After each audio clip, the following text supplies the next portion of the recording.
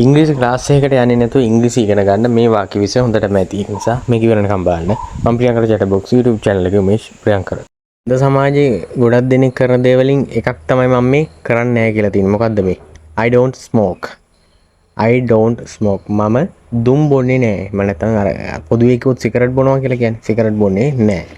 දුම් බොන්නේ නැහැ. මම දුම් බොන්නේ නැහැ. I don't smoke. දැන් ඔක අපිට වෙන විදිහකට කියන්න ඕන නම් එයා දුම් වෙන්නේ නැහැ. ඔහු දුම් බොන්නේ නැහැ.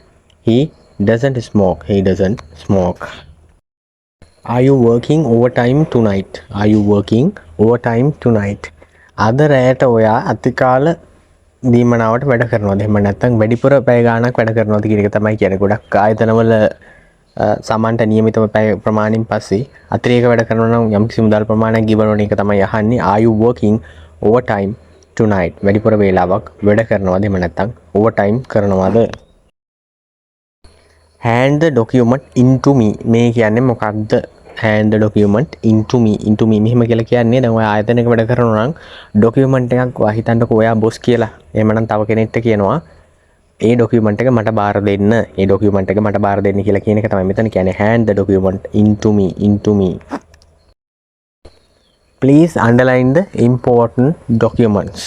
Please underline the important documents. Underline කියන්නේ යටින් ඉලක්කම් දෙනවා කියන එක කියන්නේ මාක් කරනවා. Please underline the important documents. වැදගත් දේවල් තියෙනවනේ, වැදගත් item තියෙනවනේ, වැදගත් item ඒවා මාක් කරන්න. එහෙම නැත්නම් underline කරන්න යටින් ඉලක්කම් දෙන්න කියලා. විශේෂ විදියට කැපිපෙන විදියට හරි ගසන්න හදන්න කියන එක තමයි කියන්නේ. Please underline the important documents. How do I fill out this form? How do I fill out this form? මම කොහොමද මේ ෆෝම් එක පුරවන්නේ කොහොමද? මම කොහොමද මේ ෆෝම් එක පුරවන්නේ කියන එක තමයි මේ අහන්නේ. දැන් ඔයා දන්නේ නැත්නම් මේ ෆෝම් එක පුරවන්න දන්න කෙනකින් ඔයා අහනමනේ විදිහට මම කොහොමද මේ ෆෝම් එක පුරවන්නේ කියලා. ඉතින් ඒක ඉංග්‍රීසියෙන් අහන්නේ කොහොමද? How do I fill out this form? මේ ෆෝම් එක පුරවන්නේ කොහොමද කියලා අහනවා වගේම මම මේ ෆෝම් එක පුරවන්න දන්නේ නැහැ කියලා කියන්න පුළුවන් වෙන්න ඉපේ. I don't know how to fill out this form. I don't know how to fill out this form කියලා කියනවා. කියන්නේ මම මේ ෆෝම් එක පුරවන විදිය දන්නේ නැහැ. කොහොමද පුරවන්නේ කියලා දන්නේ නැහැ. එතකොට ඕක කියන්නේ කොහොමද? ඔහු දන්නේ නැහැ මේ ෆෝම් එක පුරවන විදිය. He doesn't know how to fill out this form. He doesn't know how to fill out this form. Don't work too hard. Don't work too hard.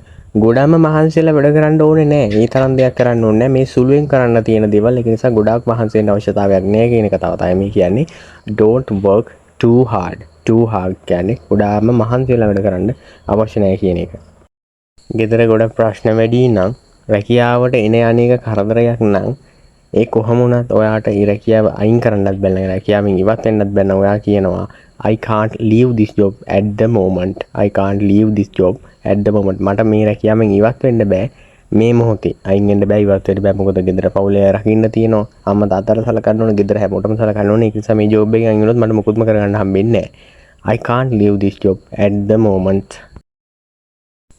Get me a cup of coffee please. Get me a cup of coffee please. මට කෝපි කෝප්පයක් ගේන්න. take කියලා කියන වගේම get කියන එකත් අදහස් වෙනවා. ගේන්න කියන එක. Get me a cup of coffee please. කරුණා කරලා මට කෝපි කෝප්පයක් ගේන්න. කෝපි කප් එකක් ගේන්න. ෆොටෝකොපි මැෂින් එකක් වුණොත් ඒකේ පේපර් තිබුණේ නැත්තම් ඒක ෆොටෝකොපි ගහන්න විදියක් නැහැ නේ. ඉතින් ඒක තමයි මෙතන කියන්නේ maybe it's out of paper. maybe it's out of paper.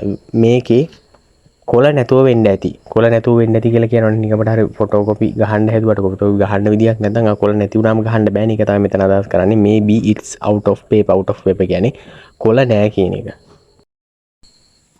This copy machine doesn't work. This copy machine doesn't work. මං කලින් කිව්වනේ මේක වැඩ කරන්නේ නැහැ. මේ copy machine එක photocopy machine එක කියලා හිතන්න. photocopy machine එක වැඩ කරන්නේ නැහැ කියන එක තමයි මෙතන කියන්නේ. ඒකට හේතුව තමයි ගොඩක් වෙලාවට copy එහෙම නැත්නම් paper නැති නිසා තමයි ඒක වෙලා තියෙන්නේ. කලින් කිව්වා අපි. දැන් එතකොට මේක වෙලා දෙන්නේ this copy machine doesn't work. මේක වැඩ කරන්නේ නැහැ. මේ copy machine එක වැඩ කරන්නේ නැහැ කියන කතාව තමයි මෙතන කියන්නේ. Would you copy these papers? Would you copy these papers? ඔයාට මේ papers මේ පත්තර එහෙම නැත්නම් මේ කොළ copy කරලා දෙන්න පුළුවන්ද? Would you copy these papers? ඒ කියන්නේ photocopy machine එකකින් copy කරලා දෙන්න ඕනේ. ඒක තමයි අහන්නේ. Would you copy these papers? ඔයාට මේ papers copy කරලා දෙන්න පුළුවන්ද? මේ කොළ copy කරලා දෙන්න පුළුවන්ද? Our boss has been fired. මේකේ අදහස තේරුම මොකද්ද? ඔයාගේ ප්‍රධානියා හොඳට වැඩ කරන කෙනෙක් කියලා හිතන්නකෝ. ගොඩාක් හොඳට ආයතනය දියුණු කරලා මොනව කරලා තිබ්බත් එයාගෙන් ලොකු වැරද්දක්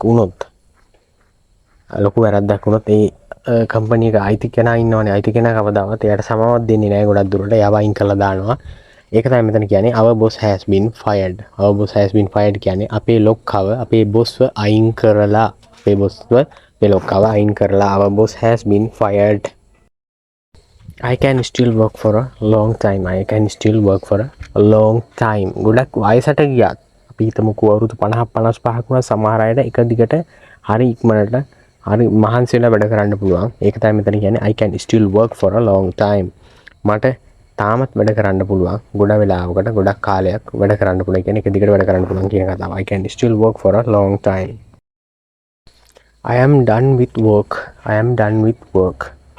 මගේ වැඩ ඉවරයි කියන කතාව තමයි මෙතන කියන්නේ. I am done with work. මගේ වැඩ ඉවරයි කියන එක. වැඩ කර කර ඉන්නවා. ඒක නිමා වුණාට පස්සේ එයාගේ වැඩ ඉවරයිනේ. ඒක තමයි මෙතන කියන්නේ I am done with work. එතකොට අපි කියමුකෝ ඇයගේ වැඩ ඉවරයි කියලා. ඇයගේ වැඩ ඉවරයි. She is done with work. ඇයගේ වැඩ ඉවරයි. I am done with work කියන්නේ මගේ වැඩ ඉවරයි. ගොඩක් වෙලාවට රාජකාරියක් කරන කෙනෙක් ගොඩක් වෙලාවට කරන වැරද්දක් තමයි මෙතන මේ කියන්නේ don't neglect your duties. ඔයාගේ රාජකාරීන් පැහැර හරින්න එපා කියන කතාව. පැහැර හැරියොත් ඒක හැමෝටම බාධාවක් ආයෙත් ලොකුම ප්‍රශ්නයක් වෙනවා. don't neglect your duties. ඔයාගේ රාජකාරී පැහැර හරින්න එපා. I was only late by 5 minutes. මේ කියන්නේ මොකද්ද? මම විනාඩි 5ක් විතරයි පරක්කු වුණේ කියලා කියනවනේ. ඒ කියන්නේ වැඩි වෙලාවක් පරක්කු වෙන්නේ නැහැ. පොඩි වෙලාවක් විතරයි විනාඩි 5ක් විතරයි පරක්කු වුණේ කියන එක තමයි මෙතනින් අදහස් කරන්නේ. I was only late by 5 minutes. මම විනාඩි 5ක් විතරයි පරක්කු වුණේ. මෙතන නම් පැහැදිලිව කියනවා you are late by 5 minutes. ඔයා විනාඩි 5ක් පරක්කුයි. ඒක වෙනදා හැමදාම වෙන්න බෑ. අදට සමාව දෙනවා you are late by 5 minutes. ඔයා විනාඩි 5ක් පරක්කුයි. You are late again. සමහර අය ඉන්නවා වැඩ දෙන්න ගියාම පොඩ්ඩක් පරක්කු වෙනවා. හැමදාම පරක්කු වෙනවා. 8ට එන්න තියෙන 8යි 10ට එන්නේ. ඒ වගේ වෙනවා. ඉතින් ඒකට කියනවා you are late again. ඔයා ආයෙත් පරක්කුයි කියලා බොස් කියන වෙලාවල් දෙනවා. මේක තමයි you are late again.